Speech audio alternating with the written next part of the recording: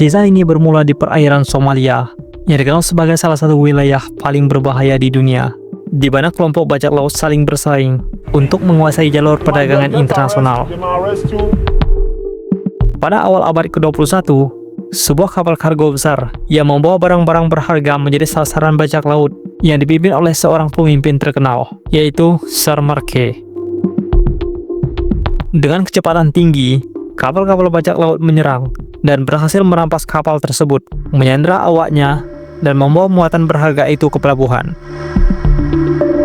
Namun, kesuksesan Sir Marke menarik perhatian kelompok bajak laut lain yang lebih besar dan lebih kuat, yang kemudian menyerang dan memicu pertempuran sengit di tengah laut lepas. Perang antar bajak laut ini menyebabkan banyak korban jiwa dan mengubah perairan tersebut menjadi medan perang yang penuh ketegangan dengan perompakan yang terus berlangsung, meskipun ada upaya internasional untuk menanganinya. Tragedi ini menggambarkan kekacauan yang terjadi di perairan Somalia, yang tetap menjadi tempat penuh bahaya dan kekerasan hingga hari ini. Untuk memahami bagaimana konflik ini dimulai, kita harus kembali ke akhir tahun 1980-an. Pada masa itu, Somalia, sebuah negara yang terletak di tanduk Afrika, mengalami gejolak politik yang sangat serius akibat pemerintahannya lemah dan ketidakstabilan internal. Persaingan politik yang semakin memanas membuat negara ini berada di ambang kehancuran. Pada tahun 1991, Presiden Siad Barre, yang telah memerintah selama lebih dari 2 dekade, digulingkan melalui kudeta militer. Pemerintahannya yang otoriter dan penuh korupsi memicu perlawanan dari berbagai kelompok etnis dan faksi politik. Setelah kejatuhannya, Somalia terjerumus ke perang saudara yang berkepanjangan, di mana kelompok-kelompok bersenjata saling berebut kekuasaan. Tanpa adanya pemerintahan pusat yang sah, negara ini menjadi wilayah tanpa hukum. Struktur sosial dan ekonomi yang sebelumnya rapuh akhirnya runtuh sepenuhnya. Kehidupan masyarakat sipil terguncang, sementara kekacauan politik dan konflik bersenjata terus meluas ke seluruh penjuru negeri. Dengan tidak adanya hukum dan pemerintahan yang kuat, perairan Somalia menjadi tempat sempurna untuk berkembangnya kegiatan perompakan. Wilayah pesisir yang luas dan kurangnya pengawasan membuat jalur perairan internasional di sekitaran Somalia menjadi sangat rentan terhadap serangan. Para mantan tentara dan milisi yang kehilangan pekerjaan akibat perang saudara melihat perompakan sebagai satu-satunya cara untuk bertahan hidup. Mereka memiliki keterampilan militer dan pengalaman bertempur yang membuat mereka mampu melakukan operasi perompakan yang terorganisir dan efektif. Dari sini, muncul kelompok-kelompok bersenjata yang mengoperasikan kapal cepat dan menggunakan senjata berat untuk menyerang kapal-kapal dagang yang melintas. Selain itu, ketidakstabilan ekonomi yang parah memicu semakin banyak orang bergabung dengan kelompok bajak laut demi mendapatkan uang. Perairan Somalia yang tidak dijaga menjadi ladang subur bagi perompakan yang akan segera menjadi ancaman global. Awalnya, kelompok bajak laut ini muncul sebagai penjaga pantai yang mengklaim diri melindungi perairan Somalia dari eksploitasi kapal-kapal asing. Selama bertahun-tahun, banyak kapal penangkap ikan ilegal dari berbagai negara memasuki perairan Somalia untuk mencari hasil laut yang melimpah. Selain itu, ada laporan tentang kapal-kapal asing yang membuang limbah beracun di sepanjang pesisir Somalia, mencemari ekosistem laut dan mengancam mata pencaharian masyarakat lokal. Melihat ketidakadilan ini, beberapa kelompok lokal memutuskan untuk mengambil tindakan sendiri. Mereka membentuk armada bersenjata untuk memerangi kapal-kapal ilegal dan melindungi wilayah mereka. Namun, seiring berjalannya waktu, misi perlindungan ini berubah arah. Kesadaran akan potensi keuntungan besar membuat perompak berkembang menjadi bisnis kriminal yang menggiurkan. Dalam waktu singkat, kelompok-kelompok ini beralih dari melindungi perairan menjadi menyerang kapal dagang internasional. Mereka menculik awak kapal dan menahan kapal sebagai sandera, menuntut tebusan jutaan dolar. Perompakan pun menjadi industri ilegal yang terorganisir dan sangat menguntungkan, menciptakan jaringan kriminal yang sulit dihentikan. Seiring berjalannya waktu, perompakan di perairan Somalia menjadi lebih terorganisir. Kelompok-kelompok bajak laut mulai membentuk jaringan yang terstruktur dengan baik, memiliki hierarki kepemimpinan, dan strategi operasi yang canggih untuk menguasai jalur pelayaran internasional. Dua kelompok terbesar yang muncul adalah kelompok yang dipimpin oleh Muhammad Abdi Hasan alias Abwene dan kelompok yang dipimpin oleh Ibrahim Masa Mohammed. Kedua pemimpin ini mengendalikan armada mereka seperti panglima perang di lautan, mengoperasikan kapal-kapal cepat bersenjata, dan melakukan serangan yang terkoordinasi dengan baik untuk membajak kapal-kapal yang melintas.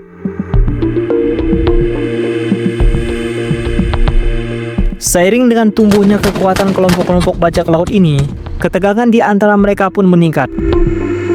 Persaingan untuk menguasai wilayah strategis dan rute pelayaran penting menjadi tak terhindarkan, memicu konflik antar kelompok yang semakin memanas.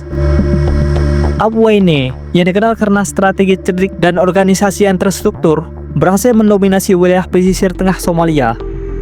Ia menggunakan jaringan bawah tanah dan aliansi lokal untuk memperkuat kendalinya. Sementara itu, kelompok Masya yang lebih agresif dan tidak segan menggunakan kekerasan menguasai wilayah selatan. Kepemimpinan mereka yang keras dan brutal menciptakan reputasi yang ditakuti di seluruh wilayah.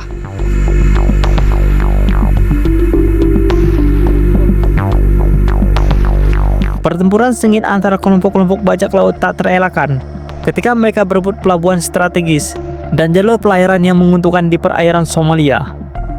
Pelabuhan-pelabuhan ini menjadi pusat ekonomi ilegal, tempat transaksi senjata, dan negosiasi tebusan berlangsung dengan intens. Persaingan yang mematikan ini seringkali berujung pada pertempuran berdarah di lautan. Kapal-kapal dikepung, diserang, dan terkadang dihancurkan sepenuhnya. Tidak jarang awak kapal menjadi korban dalam konflik brutal ini, baik sebagai sandera maupun target dalam perebutan kekuasaan yang tak kenal ampun.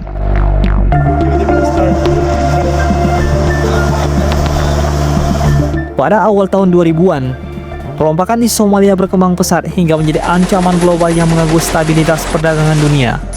Kapal-kapal dagang yang melintasi perairan tanduk Afrika terus-menerus menjadi sasaran pembajakan, memicu keresahan internasional dan lonjakan biaya asuransi pengiriman.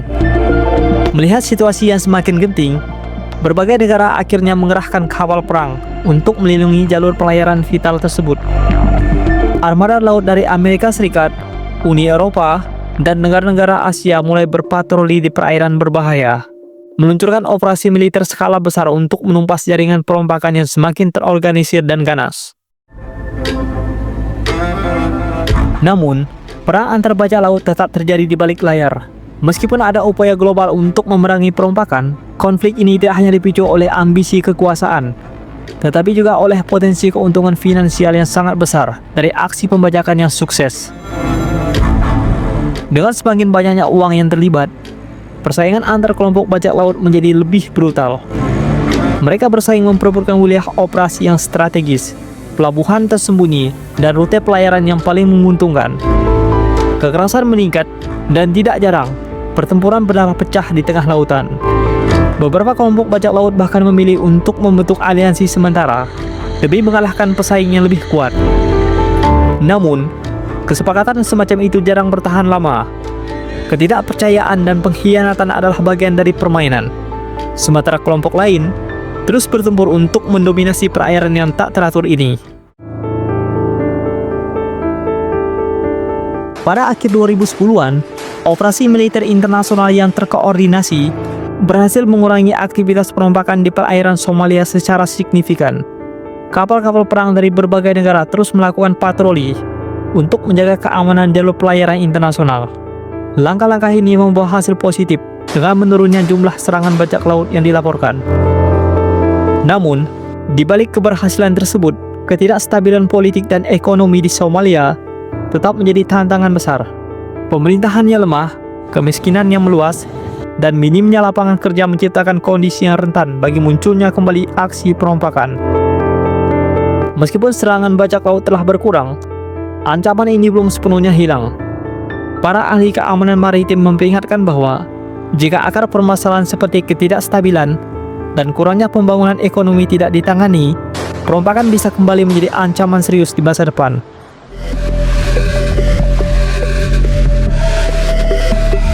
Kisah ini adalah pengingat bahwa lautan yang luas tidak hanya menyimpan keindahan, tetapi juga menyimpan sejarah kelam yang penuh dengan bahaya dan tragedi.